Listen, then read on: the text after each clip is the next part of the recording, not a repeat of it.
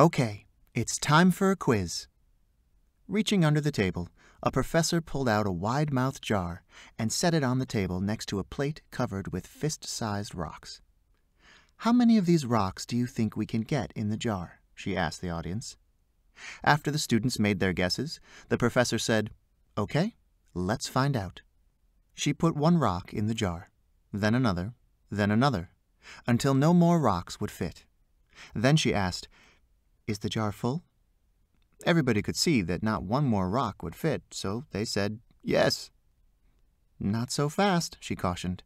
From under the table, she lifted out a bucket of gravel, dumped it in the jar, and shook it. The gravel slid into all the little spaces left by the big rocks. Grinning, the teacher asked once more, Is the jar full? A little wiser by now, the students responded, Probably not.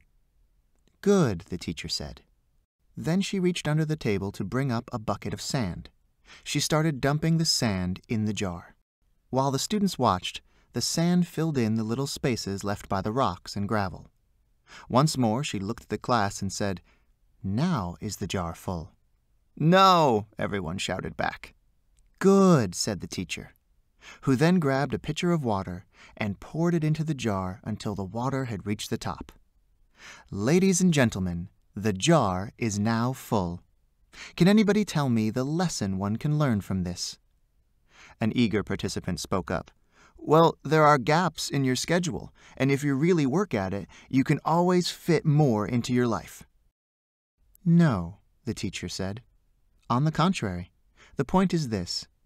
If I hadn't put those big rocks in first, I never would have gotten them in. In both our business and personal lives, we have big rocks, gravel, sand, and water. The natural tendency seems to favor the latter three elements, leaving little space for what's important, our big rocks. In an effort to respond to the urgent, we often set aside what's important. What are the big rocks in your life? A large project? Spending time with your friends and family? Your health? Your finances? Personal development? Your dreams? Make a list of your big rocks. Then make a plan to ensure that your big rocks are put first. Block out time in your schedule for these activities. Amazingly, you'll find the other stuff still gets done. Periodically reflect on how you're doing. Are you putting your big rocks first, or do the little things dominate your life? If the big rocks aren't getting in, what will have to happen so they do? When planning your month, week, day, or even when making specific decisions during your day, refer back to your list of big rocks often to ensure the important is not forsaken for the urgent and unimportant.